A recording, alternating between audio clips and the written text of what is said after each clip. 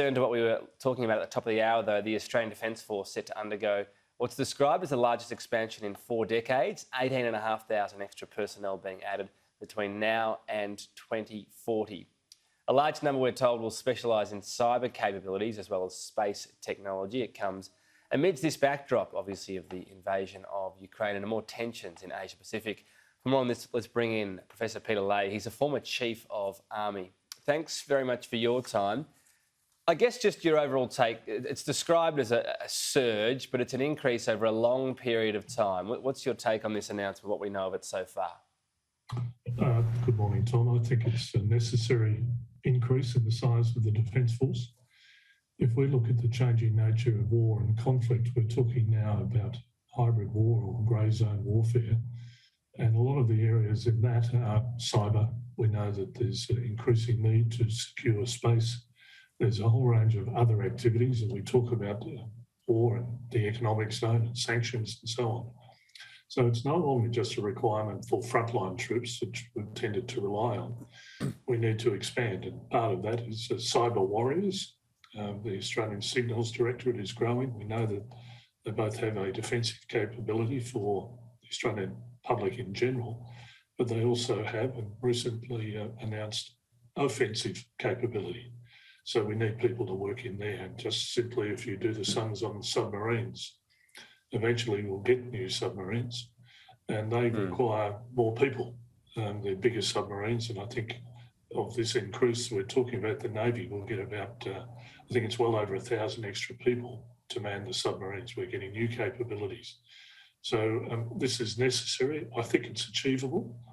It will take a while, and for an example, to make an infantry battalion commander, it probably takes about 15 years, the same for a submarine captain.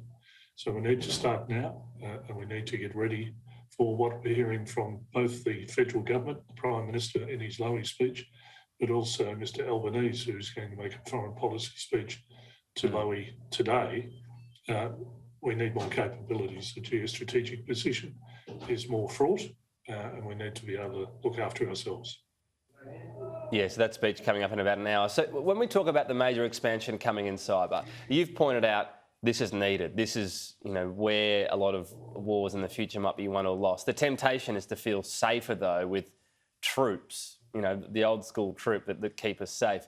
This cyber capability, how does it actually help us? Does that make us, does it increase the size of the bloody nose, if you like, that any other country would get attacking us because we'd hit back from a distance where it would really hurt in this cyberspace?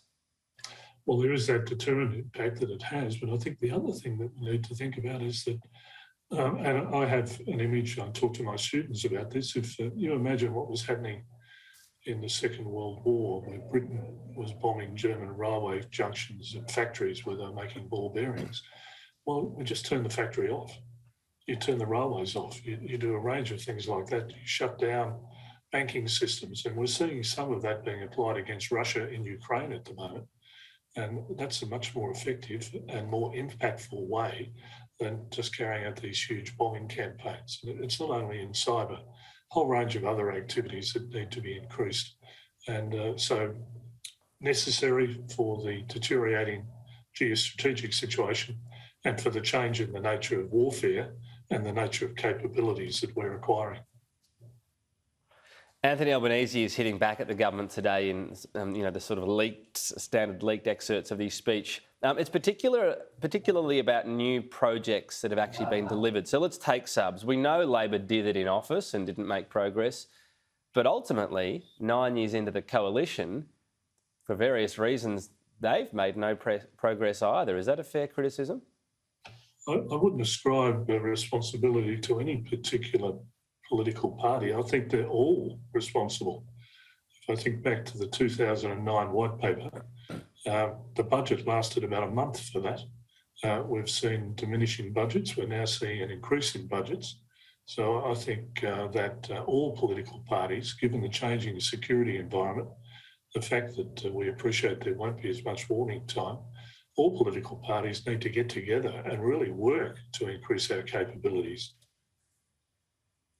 So how do you assess what we're hearing ahead of the election? Because we know last time Labor cut defence spending. We also know it started at a much was a pretty low level in terms of percentage of GDP by the end of the Howard government. And now Labor says it will spend more and we're in a different environment. Are both sides making the sort of promises you want to hear, and do you think they're believable? You take them at face value? Certainly what I want to hear. I also want to hear that they're able to deliver the capabilities more quickly and they're what we need. As to their reliability, well, let's wait and see. It takes a long time to get these capabilities in, and we have seen budgets moved away from defence. We've seen them go into, and I have no problems with budgets going into health and welfare, but we need to be able to say, well, we need a bigger defence force, we need more capabilities, and we're going to follow through on our promises.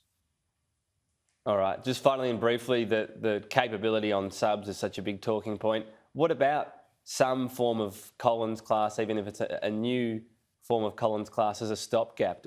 Do you feel as though that's needed? 2038 seems to be the earliest time we'll get a nuclear sub. 2038 is a joke.